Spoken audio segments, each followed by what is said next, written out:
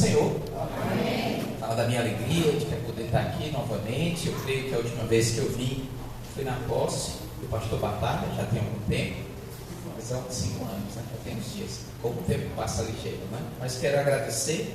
Falando no tempo, me lembrei do pastor Assis recitando uma poesia sobre o tempo muito interessante, e que grande verdade é quando nós perdemos o tempo.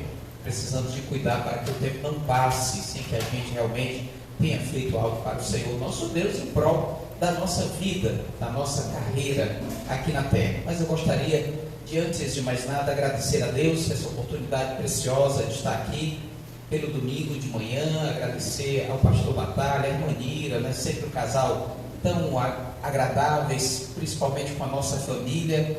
Eles estavam na Assembleia de Deus Montese quando nós chegamos no ano de 1984, já tem alguns dias. Eu tinha 10 anos de idade, tenho cerca de 37 anos, 38 anos, então os irmãos calculem aí que já tem uma jornada boa, que nos conhecemos. É uma alegria ver como o Senhor Deus nos agraciou. Éramos todos bem jovens, né? Hoje já tem um ou outro fiapo de cabelo branco passando, mas é uma alegria ver que continuamos na obra do Senhor Jesus com muita alegria, felicidade de rever pastor Assis, o Adrianinho, que é essa pessoa maravilhosa, nos convidou para estar aqui hoje, tem um trabalho tão alegre, né, eufórico em relação à família, aos demais obreiros, todos queremos louvar aos grupos, né, que cantaram de forma tão especial, a esse conjunto tão excelente, que Deus os abençoe e rever o nosso amado irmão Cabral, desde a nossa juventude ali na Assembleia de Deus Montese, é uma alegria. Conosco está a minha família, a Iliana, que é minha família, ela é aquela prima, irmã mais velha, mãe dos meus filhos, é um bocado de coisa juntos, viu? Então é uma alegria poder compartilhar desse momento especial aqui juntamente com os irmãos. Os irmãos também, esse é um assunto muito especial. Falar de família para nós é muito precioso, é muito caro, repetindo as palavras do Adrianinho. O debate feito ali agora é algo que nós vivenciamos mais jovens, eu e minha esposa. Quando nós nos casamos nos Estados Unidos, morávamos lá. Então, muito cedo, isso começou lá onde morávamos, porque morávamos no norte, já próximo do Canadá, muito forte. Para que os irmãos tenham uma ideia, o papai e a mamãe sempre iam nos visitar a cada 2 anos. Então, nos anos pares, eles estiveram lá no ano 2000, 2002, 2004, 2006, 2008, até voltarmos para morar diretamente aqui no Brasil. E uma das vezes, se não me falha a memória, foi no ano de 2002, eu levei o papai para uma cidade chamada Wayland, que era uma cidade pertinho de onde nós morávamos, porque já tinha um pastor casado com um homem, casado no papel passado. E era uma igreja gigante na cidade, uma igreja absurdamente lotada de gente. Foi uma das igrejas que aquele processo lá nos Estados Unidos de abertura para o casamento gay começou. Então, irmãos, quando começou lá, imediatamente eu me recordo dos pastores brasileiros da região começaram a dizer: daqui a pouco essa moda está lá no Brasil. Hoje, quando nós paramos para olhar, parece que virou moda, não é? Todo o tempo a gente vê esse questionamento. Mais uma vez, aqui não é uma palavra, irmãos, para sermos repressores. O nosso trabalho não é discriminar ninguém, até porque devemos trabalhar para ganhar todos para o Senhor Jesus. O pecado da homossexualidade é tão forte quanto o pecado da mentira, de roubar, de matar, é a mesma coisa para Deus. Então a mesma coisa precisa de ser falada, que o Senhor Jesus cura, liberta, transforma a vida do homem. Então nós precisamos ter esse sentimento de cuidar da sociedade em todas as áreas, independente daquilo que a pessoa vivencia. Porque se esse pecado tem sido um pecado comum, principalmente no meio da juventude, por causa do modismo, nós precisamos estar alertas e combater o pecado, não por discriminação.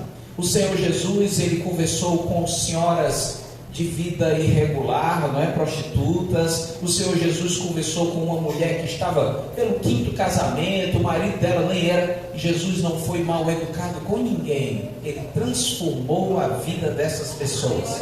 Assim como esse é o trabalho da igreja, de ajudar, de dar a mão. Não é de permitir que o pecado adentre a igreja e permaneça lá, mas que as pessoas adentrem e sejam transformadas pelo poder da palavra do Senhor nosso Deus. Por isso é bom divulgar, por isso é bom estarmos alertas. Também, como foi falado muito bem pelo programa que nós acabamos de ver, nós precisamos de entender que nós não somos um grupo apartados da sociedade. A igreja não é um grupo isolado, nós não vivemos alheio ao que está acontecendo lá fora. Nós precisamos de nos preocupar com todas as áreas da vida. Quem nós estamos colocando nos governos, quem nós estamos votando para promover. Então observemos todas essas áreas. A escola que os nossos filhos estudam, os professores, a orientação, o estar perto, o acompanhamento, quem são as amizades. Irmãos, isso tudo faz bem para a família, o cuidado que cada um de nós deve ter para caminhar bem. Glória a Deus. Irmãos, eu gostaria de convidar, sentadinho como estamos, a abrirmos a palavra de Deus num livro bem especial, que fala da família de uma forma também um pouco forte, mas de uma forma muito pragmática, muito direta. O livro de Malaquias, o último livro do Antigo Testamento, é um livro conhecido.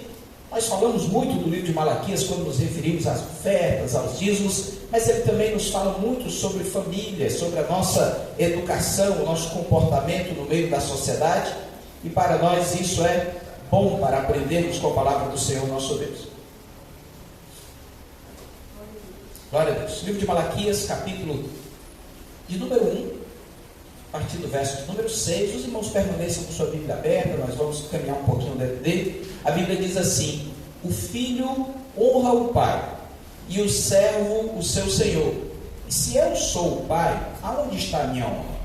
E se eu sou o Senhor, aonde está o meu temor? Diz o Senhor dos exércitos a vós, ó sacerdotes, que desprezais o meu nome, e vós dizeis: em que nós temos desprezado o teu nome? Ofereceis sobre o meu altar pão imundo, e dizeis: em que te havemos profanado? Nisto que dizeis, a mesa do Senhor é desprezível.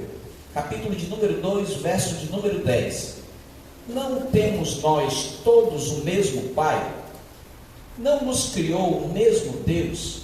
E por que agimos aleivosamente cada um contra o seu irmão, profanando a aliança de nossos pais? Glória a Deus. Esse texto que nós lemos, só para termos uma noção mais forte de todo o texto do livro de Malaquias, ele é um livro curtinho, tem 4 capítulos, ele é um livro muito emblemático, porque ele separa o Antigo do Novo Testamento para nós. Eu não tenho certeza se na linha temporal ele é o mais recente, né, do Antigo Testamento, bem verdade, mas quando Malaquias se manifesta, o registro daquele livro, o povo de Deus já tinha chegado na sua terra, já estavam estabelecidos, já tinham acontecido os grandes momentos, a reconstrução do templo, a volta à atividade sacerdotal, ao culto que era regular no povo de Deus, e certamente também já tinha começado a ver o costume das coisas erradas, que é questão de tempo.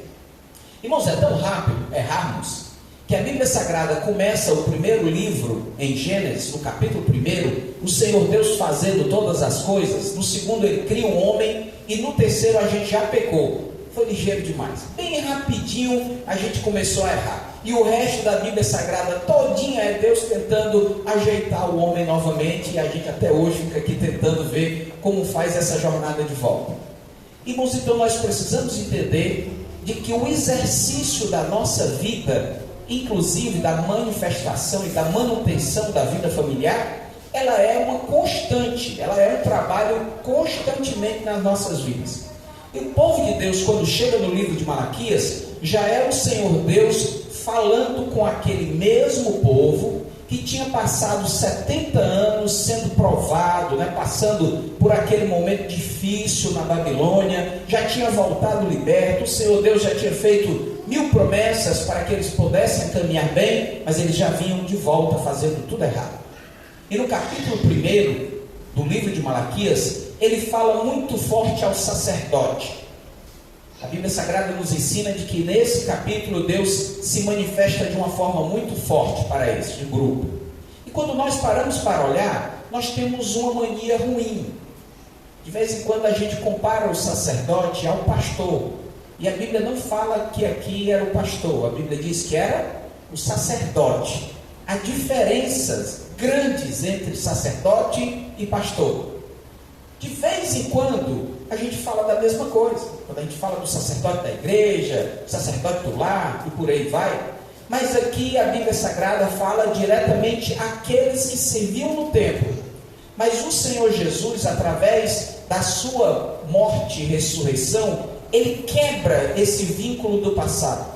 Nós não precisamos mais de uma outra pessoa para nos fazermos presentes na presença do Senhor Jesus. Nós não precisamos mais de alguém fazer um sacrifício para que o nosso pecado seja novamente coberto, como era no passado.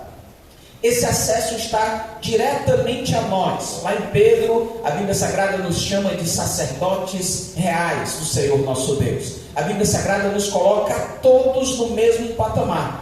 Por causa disso, essa palavra do livro de Malaquias, ela não diz tão somente ao pastor da igreja, ela não diz tão somente às lideranças, ela não fala tão somente ao homem, mas ela fala a cada um de nós. O que nós temos apresentado ao Senhor nosso Deus? E o que nós temos apresentado para a nossa família? A discussão no capítulo 1 é de que havia especificamente a ordem de se trazer determinados animais, ou determinados mantimentos, ou determinado tipo de aroma para a presença do Senhor Deus. Não era permitido nenhum animal que tivesse algum dano físico, alguma incoerência, algum tipo de problema.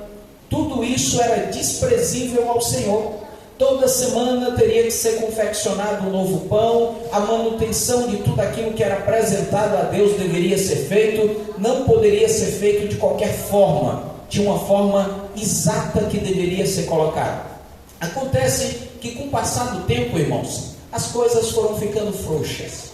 E a Bíblia diz que aquele povo começou a apresentar animais que eram coxos, animais que eram enfermos. A Bíblia diz animais que eram roubados, a pessoa roubava o animal para ir lá sacrificar a Deus. E quando nós paramos para observar isso, irmãos, achamos isso tão distante de nós, mas a Bíblia diz que tudo que está escrito é para nós, é para o nosso ensino.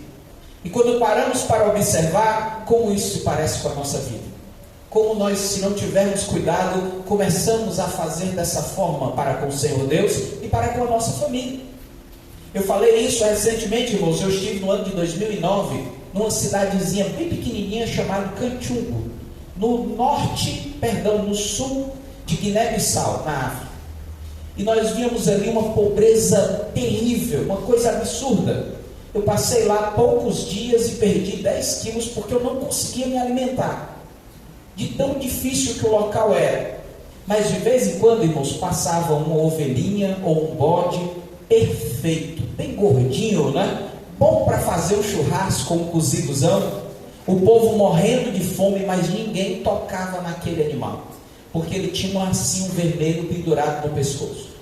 Todo animal que eu vi que tinha um laço vermelho pendurado era um animal que estava sendo dedicado para um sacrifício. Ninguém encostava a mão naquele animal.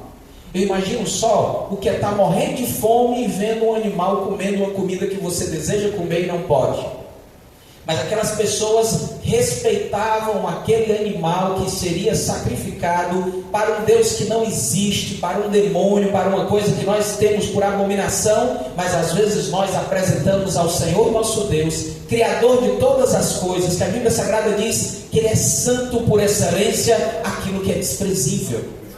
E às vezes também fazemos isso para com o seio da nossa família. Podemos apresentar-nos melhor, mas nos apresentamos de qualquer forma. Podemos trazer para a nossa casa aquilo que é bom, aquilo que é precioso, aquilo que é saudável, mas preferimos trazer aquilo que vai fazer mal, aquilo que sabemos que não é permitido, aquilo que sabemos que não é aceitável. E nós precisamos de ter esse cuidado. A Bíblia Sagrada diz que o Senhor Deus, conversando sobre isso com os sacerdotes, Ele diz: olha, além de vocês apresentarem tudo isso que não é puro, que não é correto, ainda dizem que a mesa do Senhor é desprezível. E nós precisamos de ter cuidado. Porque às vezes, irmãos, nós estamos assim, não fazemos a nossa parte dentro da família, não fazemos aquilo que deveríamos fazer, mas queremos ainda falar mal, trazer alguma dificuldade, apresentar aquele que está ao nosso lado, seja o cônjuge, ou os filhos, ou os pais, como sendo alguma coisa desprezível. De vez em quando a gente vê um pai ou uma mãe reclamando do seu filho porque ele não está indo bem na vida, mas se esquece que faltou lá atrás ensiná-lo, educá-lo, orar por ele, conduzi-lo, ajudá-lo. Às vezes nós vemos alguns filhos reclamando dos seus pais de alguma coisa, mas se esquecem de ser bons filhos, de ajudá-los, de obedecer, porque isto é mandamento do Senhor nosso Deus para nós. Nós precisamos de nos apresentar bem no seio familiar. Como estamos agindo dentro da nossa família? Como estamos agindo para com o Senhor Deus?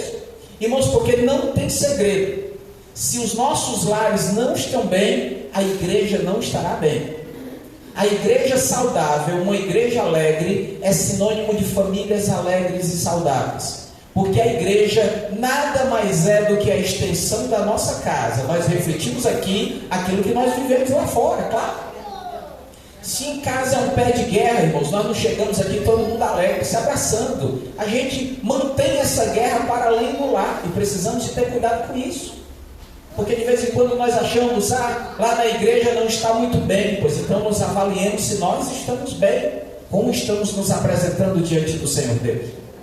Mas a Bíblia Sagrada nos ensina que o Senhor Deus termina todos esses capítulos dando uma nova oportunidade, falando novamente ao ser humano, aquele povo que estava lá, chamando-os de volta ao caminho correto. E para nós, sacerdotes, devemos ter o mesmo sentimento no coração. Para nós, homens, o sacerdote do lar, o cabeça, como a Bíblia Sagrada nos chama, pois sejamos o cabeça do lar. Realmente façamos aquilo que deveremos fazer. Sejamos cordiais, como a Bíblia manda ser. A Bíblia não nos diz que nós somos acima da mulher. A Bíblia não fala que o cabeça é mais importante do que o corpo, até porque sem corpo a cabeça não vai para canto nenhum. E nós precisamos de entender isso. A Bíblia Sagrada nos manda ser cordiais, amar, cuidar, tratar bem, ser verdadeiramente companheiros. De vez em quando a gente ouve falar de casais que não compartilham determinadas áreas da vida. Eu sei que são coisas, irmãos, que quando a gente fala assusta alguns, não é? Mas se a sua esposa não sabe como é a sua vida financeira, alguma coisa está errada em você, não nela. Nós precisamos de saber compartilhar. Não pode haver uma área da minha vida em que a minha esposa não conheça, e inverso é verdadeiro. É claro que cada um de nós tem os seus sentimentos, coisas que a gente tem só dentro do nosso coração, mas eu falo do compartilhar a vida. De vez em quando tem homens que preferem se aconselhar, ser mais próximos de amigos e de determinadas pessoas do que com a esposa. Irmãos, a Bíblia Sagrada diz que a esposa é a nossa melhor conselheira, é a pessoa que Deus colocou ao nosso lado para nos ajudar na jornada da vida. A Bíblia Sagrada nos chama de cabeça, pois sejamos assim, de forma coerente na nossa jornada. A Bíblia Sagrada também diz das funções, das obrigações das irmãs. Cada mulher tem a sua função dentro do lar. E que função gloriosa, né? Ai dos homens se não fossem as irmãs cuidando da vida e de forma tão coerente de todas as áreas. Hoje a sociedade mudou e nós precisamos entender isso. Muitas das irmãs que até a geração passada, como a geração dos meus avós, normalmente só cuidavam do lar, só cuidavam daquela infinidade de filhos que tinham antigamente, né? Os meus avós do lado do meu pai teve 16 e do lado da minha mãe, se não me falha a memória, foram 9 ou foram 11. São muitos filhos, né?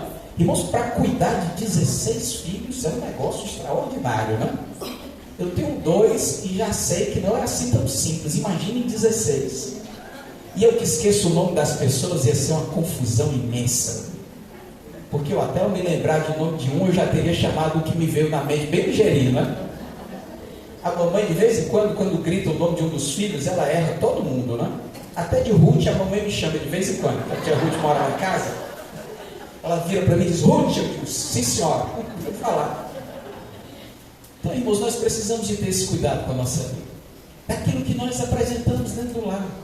Irmãos, o lar deve ser o canto mais agradável que nós temos. É bom vir para a igreja, olha que ambiente agradável, né? Eu ainda não tinha vindo aqui climatizado. A última vez que eu vim, eu quase morri de calor. Hoje está uma bênção, não? Coisa boa. Ainda assim eu prefiro lá em casa. Não tem canto melhor do que a minha casa. Irmãos, eu volto de viagem de madrugada para dormir em casa do que eu prefiro do que qualquer outro canto da terra. Porque a minha casa é onde eu me reabasteço, a minha alegria da vida é voltar para o meu lar. Se nós não estamos assim, se a nossa casa tem sido um canto penoso, um canto difícil de entrar, nós precisamos de voltar a apresentar o que é de melhor na presença do Senhor nosso Deus. Voltemos a ter o nosso lar como um canto agradável, um canto em que as pessoas se sentem bem, é um ambiente apto para aprendizagem, para fomentar a palavra do Senhor nosso Deus e a vivência comum. Mas a Bíblia continua. Leia comigo o capítulo de número 2. Ele diz algo extraordinário. Ele fala: não temos nós o mesmo Pai? Não nos criou o mesmo Deus? No verso de número 10. E por que nós agimos assim, cada um contra o seu irmão, profanando a aliança dos nossos pais? No verso de número 13 ele diz: ainda fazer isso outra vez, cobrindo o altar do Senhor de lágrimas, com choro, com gemido, de sorte que ele não olha mais para a oferta e nem aceitará com prazer da vossa mão. Veja só, ele diz que não adianta a gente chorar, gemer, orar, cobrir o altar do Senhor, se na nossa casa as coisas não estão bem, se o tratamento que eu dou ao próximo não é bom. Veja só, o Senhor Jesus, quando ele conseguiu sintetizar toda a lei, ele diz que é amar ao Senhor teu Deus e ao próximo como a ti mesmo. Toda a lei ficou resumida aí. Ele diz: tudo mais cabe aí dentro. O que você puder imaginar, cabe aí dentro.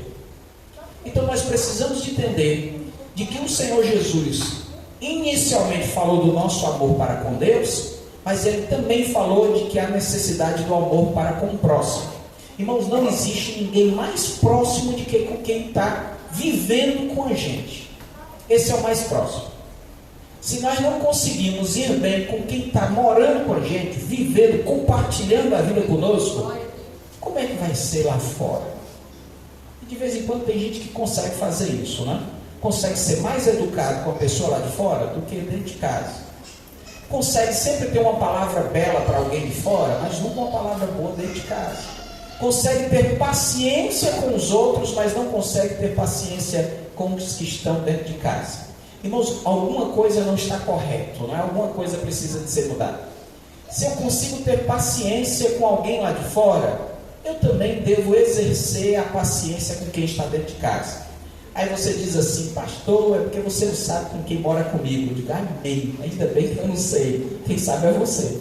Eu sei quem mora comigo, na minha casa. E se eu não for uma pessoa agradável, eu não posso exigir que o outro seja. Se eu não sou educado, eu não posso exigir que o outro seja.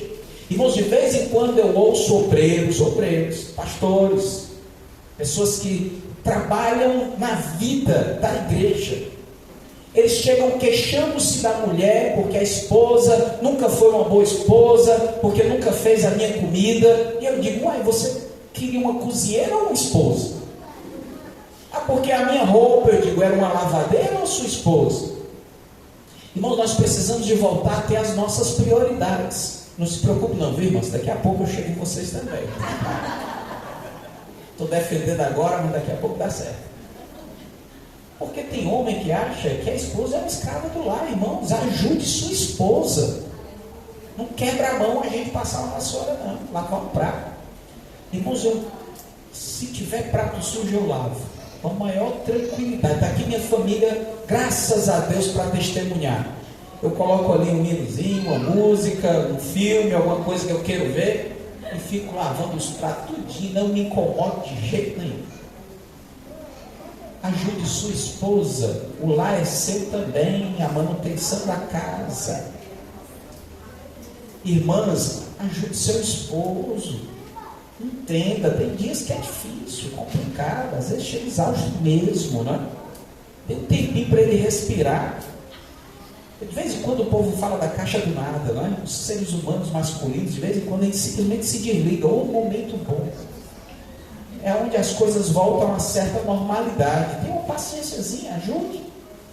Irmãos, a casa deve ser um trabalho conjunto, de cooperação.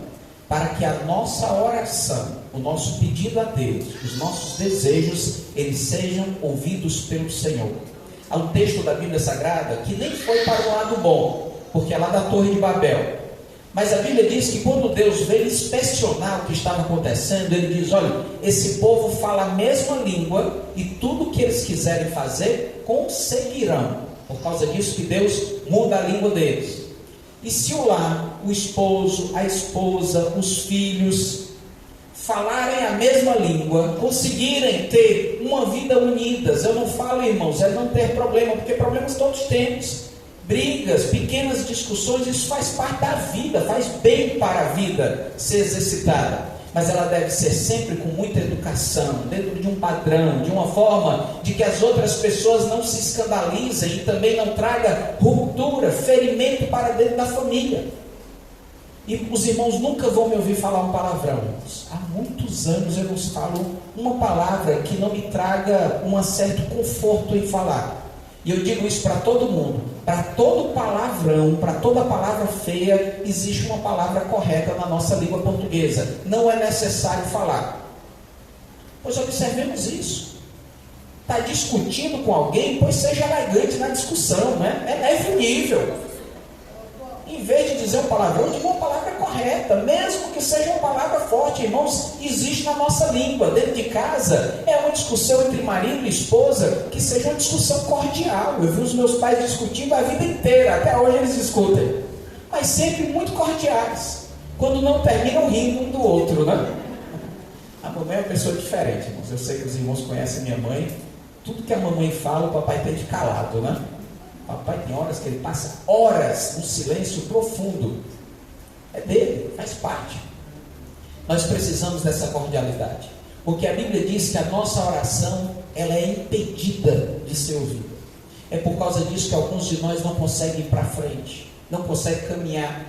A vida sempre para, quase dá certo, mas nunca dá. Nunca cresce na vida ministerial, nunca cresce na vida social, nunca cresce na sua estrutura, não consegue ir bem na escola, no trabalho, porque se não estiver bem em casa, nada vai bem lá fora. Não funciona. Obreiros, se a sua casa não estiver bem, meu querido, daqui a pouco vai dar errado. Daqui a pouco vai dar errado. Às vezes são pessoas tão habilidosas, falam bem, pregam bem, cantam bem, tocam bem, conseguem falar e as pessoas aceitarem, elas orem, as pessoas são curadas, mas se o lar não estiver bem, daqui a pouco vai desandar a vida do obreiro. E isso em todas as outras áreas, irmãos. Ela afeta a nossa vida em tudo. Nós precisamos de aprender a ter mais cordialidade dentro do nosso lar. O nosso lar deve ser um ambiente cordial, um ambiente agradável, um ambiente de paz, para que a nossa oração seja ouvida pelo Senhor nosso Deus. Irmãos, e Deus é tão maravilhoso, que mesmo que nós não saibamos como orar bem, Deus realiza os desejos do nosso coração, quando nós caminhamos bem com a nossa vida familiar. E a Bíblia diz, verso de número, para concluirmos. Glória a Deus. Verso de número 14. E dizeis, por quê? Porque o Senhor foi testemunha entre ti e a mulher da tua mocidade, com a qual tu foste desleal, sendo ela a tua companheira e a mulher da tua aliança. Veja só, de vez em quando esse texto é falado, e ele é falado muito para a questão do divórcio. Não é isso que eu quero falar aqui, porque, irmãos, é uma realidade. Às vezes algumas famílias já não estão mais na sua primeira família. Não é o ideal, irmãos. O ideal era de que não fosse assim, mas nós sabemos que existe. Então nós precisamos de tratar isso também com cordialidade, não fazendo disso um problema, para que a pessoa consiga agora caminhar bem. Se o primeiro relacionamento não deu certo, façamos tudo para que o próximo caminhe bem.